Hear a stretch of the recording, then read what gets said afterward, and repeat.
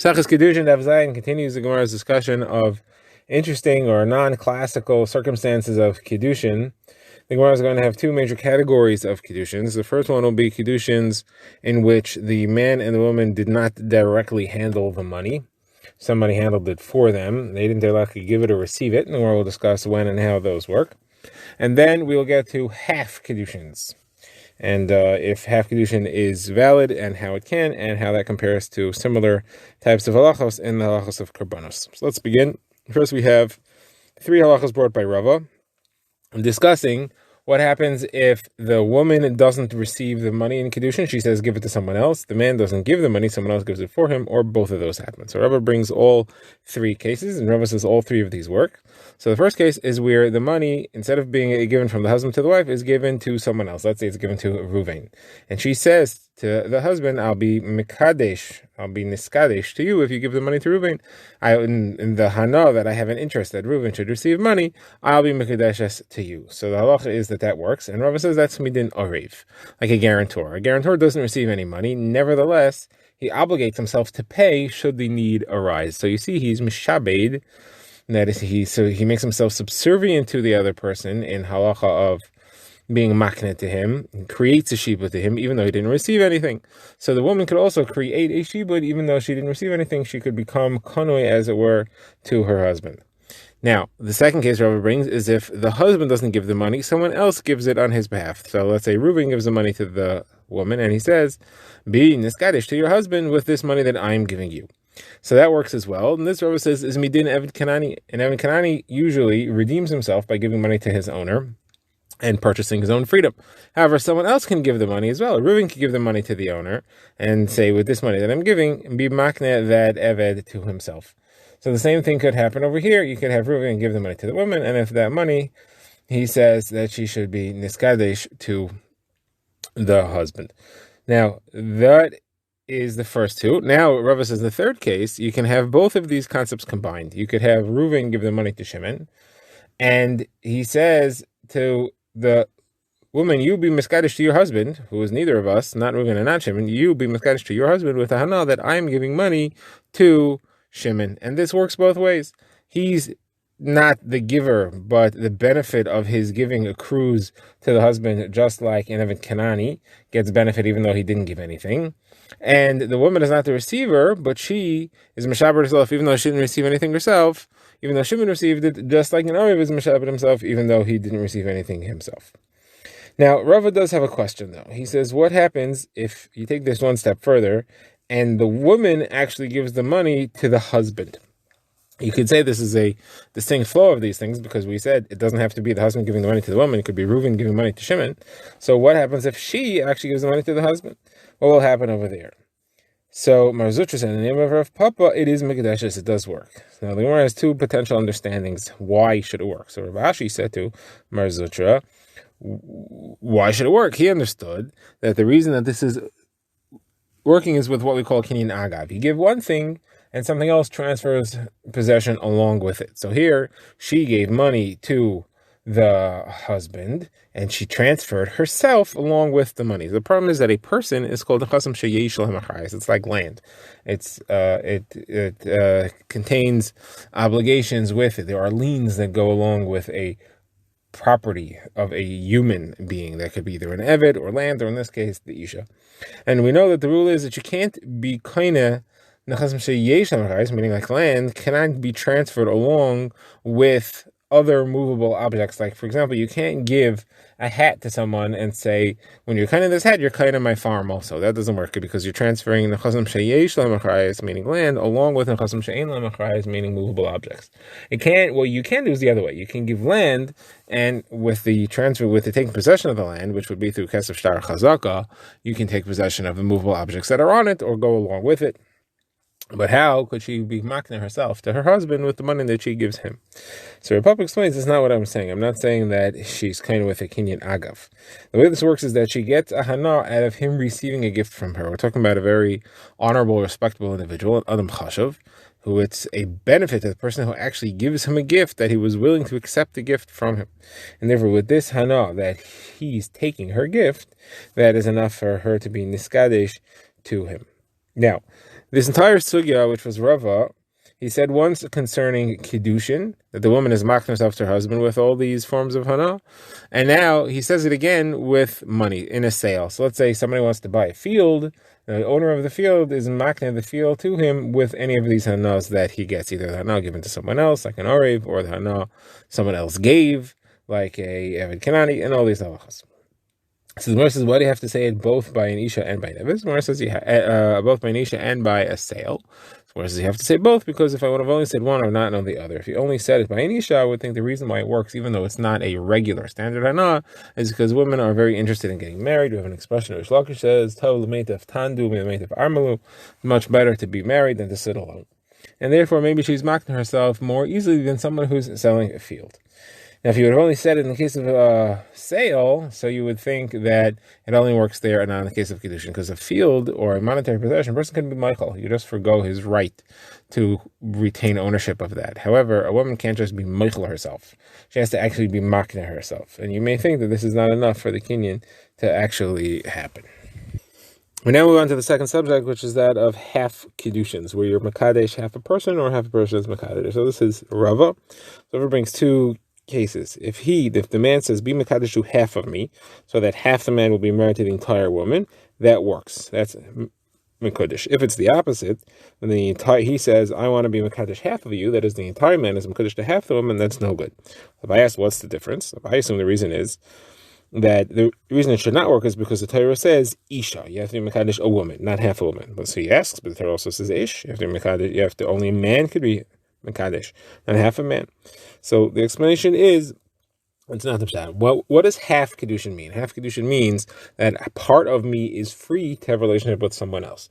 Now, a man is allowed to marry a second wife. A woman is not allowed to have a second husband. So when the man says half of me is Mekadesh to you, he's saying I reserve the right to marry another wife. That is mutar al pi halacha. However, the woman, if he says I'm Mekadesh half of you, that means he's saying I'm permitting you to go marry a second husband. That cannot possibly work al pi din, and therefore that's invalid. Now, the Gemara says, Majitra Brei de Rav Mari said to Ravina, there should be a concept called hispashtus. That's when you are Makadesh part of something, it should expand automatically to the rest of it. We find this by Karbanah. Someone has an animal and he wants to designate it as a carbon, so he's makdish it. He gives it Kedushas carbon. Now, the halacha there is, let's say he's Makadesh part of it. So he's makdish a leg. So the halacha is that it could potentially spread to the entire animal, and the entire animal becomes a carbon. Now, if it's a leg, there's a machlokes. However, if it's the head or something which the entire life depends on that organ, everybody agrees that it automatically spreads to the rest of the animal and it becomes kaddish entirely. So if he's makdish and isha and it's half the woman, obviously the life depends on the half, and therefore it should spread automatically to the rest of her. So why don't we say that the Kiddushin spreads automatically to everything else? So the answer is there's a big difference between being makdish and isha and being makdish a behema that you own. And the reason is because there is no property or possession that is blocking the spread of your Kedusha. You own this behema, you're makdish part of it, it could spread automatically, there's nothing interfering. The woman, though, has her own possession. She is in control of herself. If you want to be makdish her, her own control of herself has to relinquish in order for you to be makdish her. That spread cannot push that away. Should never agree to that. Now, if you want to find a case of carbon which is comparable to this, that's if, let's say, a person owns half an animal and he's makdish his half, and he wants it to spread to the rest. So it can't spread to the rest because someone else owns it. Let's say he buys the other half. So now he could be re-makdish this animal completely. It wouldn't automatically spread to the other half, but he can be makdish it to the other half. Now, the Gemara goes a little bit into this sugi here. Let's say he has an animal that he owns a partnership, so he owns half the animal, someone else owns the other half, he's makdish his half. Then he buys the second half, and he's makdish that, or he's makdish the entire thing. So the halacha is that it has hektish, it has Kiddushin, the entire animal, because he was makdish both halves, but he can't bring it as a carbon. Not only that, let's say he makes tamura. Tamura is where you take an animal that has hektish, it has kabbanis status, and you try to swap that kedusha onto a different animal. The halacha is both of them become hektish. So here, the second animal will become hektish as well, but it also cannot be brought as a carbon because it has the same halachos as the animal which it got kedusha from. Now, the Gemara says you learn here 3 halachos in a concept of karbanos called dechuya. Dechuya means that once an animal got a situation in which it couldn't be brought as a korban, even if you fix it up afterwards, you can't bring it as a korban again. This animal has become nidche. It got a state of kedusha which you couldn't bring as a korban. Therefore, even though he later tried to fix it and was makdish it entirely, you can't bring it anymore. Since its original state of kedusha, you couldn't be makdish it. It's ruined and you can't fix it. Now, there are a number of questions as to how this concept of once it's rejected, it remains rejected forever, even if you fix it, which is what we call hudcha.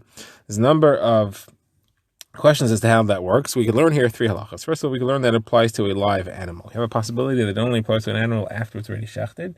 Here you see that it applies to a live animal. So you see, even while in the animal's lifetime, it can still be hudcha, and then you can't bring it as a korban anymore following that. The second thing we see here is that it can become hudcha even if it's an original kedusha. There's a problem. When you first makdish it, there's an issue.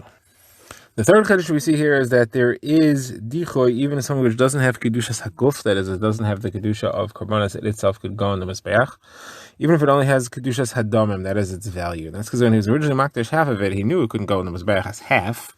At that stage, he put on half kedusha. That means it was only kedushas value, and that value still is enough kedusha that it's ruined in that state in which it's in, and it doesn't get any more, cannot be fixed afterwards. Now the Gemara has a series of questions about a pruta. We know that the minimum amount of value that a man has to give a woman to be makdish her is a pruta. Less than a pruta, she's not mishabed herself to him. We have a number of discussions here. We have a number of different questions about ways he could be makdish her in halves with a pruta. And the question in all of these is going to be, do we assume he's trying to be makdish her with less than a pruta? Or do we say that he's doing an entire pruta just piece by piece, and you can add them all together to the full amount that we need? So Rabbi's first question is if he says, I want to be makdish half of you with half a pruta, and the other half of you with half a pruta. Do we combine this as to the full woman with a full pruta, or do we say, no, each half alone is a half a pruta, you can't be makdish with a half a pruta, and therefore it's useless? Now, if you want to say that you could do this because you combine the two statements that he said, the Gemara calls this meina v'hailech, he's counting towards the goal.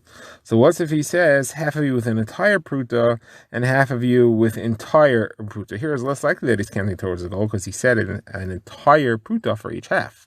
So that was more likely that he did not understand that this is not working. He thought that he could be makdish half an isha, and that's why he gave an entire pruta for it. But he can't be makdish half an isha. Or do we say, no, he's still counting towards the entire isha, and you could combine the two?